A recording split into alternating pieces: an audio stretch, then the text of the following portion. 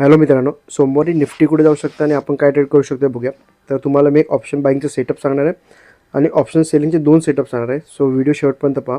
जसं मी तुम्हाला शुक्रवार की गुरुवारच्या व्हिडिओमध्ये सांगितलं, अगर हा लेवल ब्रेक होत असेल तर आपल्याला एक क्विक मोमेंटमसुद्धा मिळू शकतं. त्याप्रमाणे एक मोमेंटम मिळाला, पण माझी एक्सपेक्टेशन ही फ्रायडेला नव्हती. मला या आठवड्यामध्ये म्हणजे नेक्स्ट वीकमध्ये मला हा कॅन्डल ब्रेक करून जायचं मला चान्सेस मला वाटत होते, पण त्याने शुक्रवारच ही एक बऱ्यापैकी अपसाईडला मोमेंटम केली. ओके, सो आपण आता काय करू शकतो ते तुम्हाला सांगतो. पहिला ॲनालिसिस करतो, त्याच्यानंतर तुम्हाला तो सेटअप सांगेल. सो मार्केट समजा फ्लॅट ओपन होऊन अगर हा लेवल ब्रेक होत असेल तर आपण अपसाईडला जाऊ शकतो. मॅक्झिमम 2दा एंट्री 1:2चा टार्गेट कंप्लीट झाला. एस एल हा कॉस्ट टू कॉस्ट करू शकतो. ओके, आणि कमीत कमी 1:4च्या आसपासचा टार्गेट ठेवायला पाहिजे. आणि डाऊन साईडला म्हटलं तर डाऊन साईडला ॲटलिस्ट हा लेवल ब्रेक झाला, कारण ते ही एवढी मोठी रेड कॅन्डल बनलो आहे. या लेवलच्या खाली मार्केट जात असेल तर आपण डाऊन साईडला जाऊ शकतो. सेम 2दा एंट्री 1:2चा टार्गेट कंप्लीट झाला. आपला एस एल हा कॉस्ट टू कॉस्ट करू शकतो. ओके, आणि टार्गेट हा कमीत कमी 1:4च्या आसपास असेल. ओके, आणि इन केस समजा मोठा गॅपअप झाला, या लेवलच्या आसपास कुठेतरी गॅपअप झाला, पहिली 5 मिनिटाची ग्रीन कॅन्डल बघा किंवा रेड कॅन्डल. ओके, आणि त्याचा हाय ब्रेक होत असेल तर आपण वरच्या साईडला जाऊ शकतो. पण प्रॉब्लेम काय असेल, जास्त मोठा गॅपअप झाला तर मार्केट कुठे जाणार नाही. मार्केट थोडंसं जाऊन एक साईडवेज होऊन जाईल वरती. ओके, तर मार्केटला अगर क्विक मोमेंटम हवे असेल तर त्याला ॲटलिस्ट फ्लॅट ओपन होऊन हा लेवल ब्रेक करणं जास्त गरजेचं आहे. ओके, आणि डाऊन साईडला पण हेच. आणि तर मी तुम्हाला ऑप्शन बाईंगचं सेटअप सांगतो. ऑप्शन बाईंगमध्ये समजा हा लेवल ब्रेक होत असेल, जसा लेवल ब्रेक झाला ऑप्शनचा चार्ट ओपन करा ॲट द मनीमध्ये किंवा मग इन द मनीमध्ये. ओके, आणि ह्या कॅन्डलचा जो पण हाय ब्रेक केलं असेल ज्या कॅन्डल, त्या कॅन्डलचा हाय मार्क करा, त्या कॅन्डलचा लो मार्क करा. त्याचा हाय ब्रेक होत असेल तर आपण एंट्री घेऊ शकतो. हा त्याचा एस एल असेल लो, आणि मॅक्झिमम सेम 2दा एंट्री घ्या आणि टार्गेट हा कमीत कमी 1:4पर्यंत ठेवा. कारण अगर फ्लॅट ओपन होऊन अगर हा लेवल ब्रेक होत आहे तर आपल्याला पहिला टार्गेट हा इझिली मिळू शकतो. ओके, हा झाला ऑप्शन बाईंगचा वरच्या साईडचा सेटअप. आणि डाऊन साईडचं म्हटलं तर डाऊन साईडला पण ह्या लेवलचा जसा लो ब्रेक होत असेल त्या कॅन्डलच्या आसपासचं तुम्ही त्या ॲट द मनी किंवा इन द मनीचा चार्ट ओपन करा पीचा. ओके, आणि जो पण ग्रीन कॅन्डल दिसत असेल पीच्या चार्टमध्ये त्याचा हाय मार्क करा, त्याचा लो मार्क करा. हाय ब्रेक होत असेल तर एंट्री घेऊ शकतो. लो त्याचा एस एल असेल. ओके, मॅक्झिमम 2दा एंट्री आणि टार्गेट हा कमीत कमी 1:4च्या आसपास ठेवा. आणि मध्ये ओपन होत असेल आणि हा लेवल ब्रेक होत नसेल आणि हा लेवल ब्रेक होत नसेल तर जबरदस्ती एंट्री घेऊ नका. हे मार्केट हे फक्त आणि फक्त वॉलेटाईल करणार आणि डिके होणार.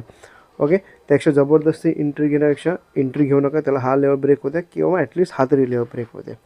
ओके, हे झालं मी तुम्हाला आता ऑप्शन बाईंगचं सांगितलं. आणि आता ऑप्शन सेलिंगचं सांगतो. ऑप्शन सेलिंगचं मी तुम्हाला स्टॉक मॉकच्या अकाउंटवरती घेऊन जाईन. त्याच्यावरती तुम्हाला एक क्लिअर अंदाज येईल की त्याच्यामध्ये मॅक्स प्रॉफिट किती आहे आणि मॅक्स लॉस किती. स्टॉक मॉकमध्ये घेऊन जायच्या आधी मी तुम्हाला अजून एक सांगतो की ते दोन सेटअप आहेत ते कशासाठी मी केले ते सांगतो. अगर फ्लॅट ओपन वगैरे हा लेवल ब्रेक होत असेल तर मी वेगळा सेटअप अप्लाय करेन. आणि समजा एक मोठा गॅप ओपन झाला, या लेवलच्या आसपास कुठे गॅप ओपन होत असेल तर मी तो दुसरा सेटअप टाकणार. त्याचं रिझन तुम्हाला सांगतो. आणि कारण एवढा मोठा गॅप अप झाल्यानंतर ह्यावेळी तर प्रॉपर मोमेंटम केले नाही, पण अगर ह्या आठवड्यामध्ये म्हणजे नेक्स्ट वीकमध्ये अगर गॅप अप ओपन झाल्यावरती ॲटलिस्ट 1-2 दिवस तो ट्रेंडी होणार आणि त्याच्यानंतर 2 दिवसांत हवा असेल तर तो साईडवेज होईल. तर 1-2 ट्रेंडीसाठी मी एक ॲरॉन कॉन्टर डिप्लॉय करा, ते पण इन द मनीमध्ये. तर ती कशी दिसते ते तुम्हाला सांगेन. हा फ्लॅट ओपन झाला आपण क्रेडिट स्प्रेड करू शकतो. अगर मोठा गॅप ओपन झाला तर आपण ॲरॉन कॉन्टरसुद्धा बनवू शकतो. ओके, आता मी तुम्हाला स्टॉक मार्केटवरती घेऊन जातो. तर जसं फ्लॅट ओपन झालं आणि तो लेवल ब्रेक झाला तर मी काय करायचं ते सांगतो. मी एक 300च्या आसपासचा एक पी सेल करीन, एक ॲट द मनीच्या आसपासचा पी बाय करीन. ओके, अगर ही राईट साईडची अगर ही लेवल जास्त मोठी वाटत असेल तर कदाचित मी अजून एक खालीसुद्धा येऊ शकतो. ओके, सो मी खाली आलो जेणेकरून माझं रिस्क किती आहे 2,800 आणि मॅक्स प्रॉफिट आहे 3,400. आणि मी कमीत कमी 5 लॉटच्या आसपास मी ट्रेड करीन. ओके, 5 किंवा 6 किंवा मग 7 लॉटच्या आसपासचं मी ट्रेड करीन. ओके, तर माझा मॅक्स प्रॉफिट हा 24,000च्या आसपासचा असेल. आणि त्याच्यानंतर अगर समजा माझ्या मार्केटने माझ्या साईडने गेलं तर ठीक आहे. अगर माझ्या अगेन्स्टमध्ये जात असेल तर जो 17,000चा लॉस आहे तो सुरुवातीला मी हाफ करीन आणि मग त्याच्यानंतर हळूहळू करत कमी येईल. अगर माझ्या साईडला जात असेल तर हा मी कम्प्लिटली जिथे 24 आहे तुम्हाला प्रॉफिट दिसतो मॅक्स प्रॉफिट, तो कमीत कमी 20,000च्या आसपास पण घेईन. मी कदाचित लॉट अजूनसुद्धा वाढू शकतो, 8 वाढू शकतो, 9 वाढू शकतो. डिपेंड आहे मार्केट कुठे ओपन होतं आणि मार्केट कसं जाते ते. ओके, कारण जेवढं जास्त लॉट वाढवणार तेवढं माझं मॅक्स प्रॉफिटसुद्धा वाढणार आणि माझा मॅक्स लॉससुद्धा वाढणार. पण तो कंट्रोल करायला आपल्याला यायला पाहिजे. अगर माझ्या अगेन्स्टमध्ये जात असेल, जोही तुम्हाला मॅक्स लॉस दिसत असेल तो पहिला मी हाफ करीन आणि मग त्याच्यानंतर राहिलेला असेल तो हळू कमी करेन. ओके, आणि आता मी तुम्हाला सांगतो, अगर समजा मोठा गॅप अप ओपन झाला तर मी काय करणार, मी एक स्लाइटली इन द मनीचा एक कॉल सेल करीन, त्याचे 5 पॉईंट सोडून मी एक बाय करीन.